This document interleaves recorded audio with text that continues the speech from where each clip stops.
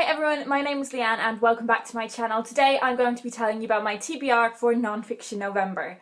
Non-Fiction November is a readathon that is run by a book olive and non-fic books. And it is all about reading more non-fiction in the month of November than you normally would. So if you read no non-fiction, all you need to be doing to participate is read one book of non-fiction. I myself read one book of non-fiction per month, so this month I'm really going to be amping that up. And I've got quite a few non-fiction books that I would like to get to this month. I'm not sure if I'm going to get to all of these. I'm not going to put any pressure on myself, but I would like to get to one book from each of the 4 prompts or categories that the hosts have set.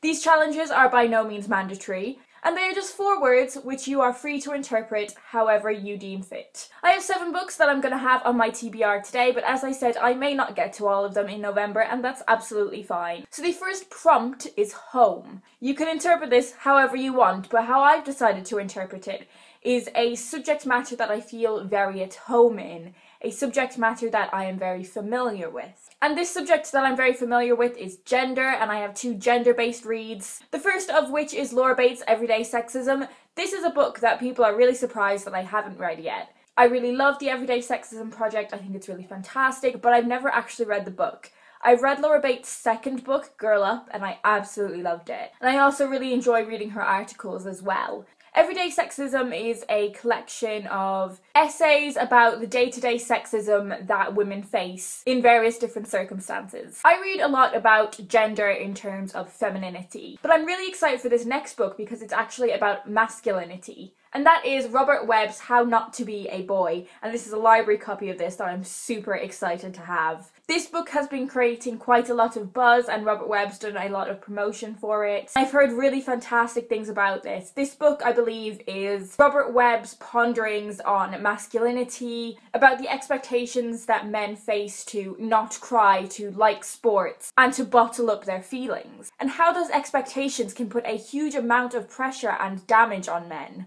I think this book is going to be phenomenal, and while I'm sure it's going to deal with a lot of important and heavy topics, I think it's also going to be balanced really well with Robert Webb's sense of humour. So yeah, this is possibly the one on my TBR I'm most excited to get to. The next prompt is the word substance, and for this I've decided to pick up books that are quite in-depth analysis of their subject matter. The first one I have chosen kind of follows on from the Robert Webb book in the sense that Robert Webb is a comedic actor and this book is about comedians, and that is A Stand Up and Sock It to Them Sister by Gwenno David. This is a book that traces the history of female comedians all the way from like Victorian music halls to modern day. It is about the experiences that women face while working in comedy and how those situations differ from their male peers. Comedy is quite a male-dominated game, and in this book we hear from the comedians themselves how they overcame the obstacles and challenges they face. This book is the result of 20 years of extensive research, so I'm sure it's going to be a book filled with substance. Next up is a really important book that I've been meaning to get to for so long. In fact, I think it was on my TBR for last year's Non-Fiction November. It is Another Day in the Death of America by Gary Young. In this book, Gary Young takes a look at the 10 children and teenagers that were killed as the direct result of gun violence in America over a 24-hour time span. So in just the space of 24 hours, 10 children and teenagers were killed. I think this is going to be a really important one, and I don't feel like I know enough about gun violence. Like, I hear about it when it hits the news, and I know what my opinions on it are. Like, I know I'm very staunchly against the use of guns, and I think America's gun laws are baffling. But I think this book is going to be full of substance, and I'm going to learn so much from it. The next prompt is the word love, and the book I have chosen for this prompt features that word in its title, and that is The Last Act of Love by Kathy Rensenbrink.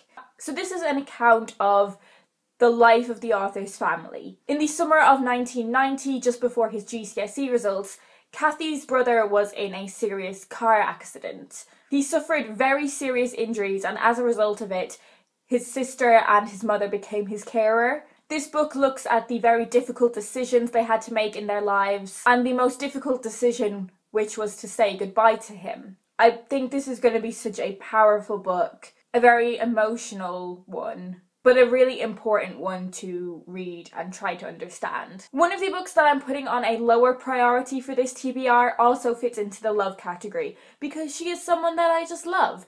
And I am considering reading Spectacled, which is Sue Perkins' memoir. You may know Sue Perkins for a number of her different television appearances, maybe most famously for when she hosted the Great British Bake Off alongside Mel Giedroyc. Yeah, this is her memoir. It is about her life. I think she's really intelligent, articulate. She is so funny. And while I know this book does feature a number of emotional moments, I think it will be a light-hearted bit of balance against some of the other books that I'm picking up this month. So yeah, really looking forward to that one. The final prompt is the word scholarship, and this stumped me slightly. I wasn't sure exactly how to interpret it, because I feel like how I was interpreting substance was quite similar to the word scholarship. But for this, I have decided to pick up Rebecca Solnit's Men Explain Things to Me. This is a much shorter book than some of the other books on my TBR, and I think that's kind of why I chose it. I wanted to pick a slightly shorter book, again for some balance. This is a collection of essays about feminism and gender, so I have kind of interpreted scholarship the same way I've interpreted home.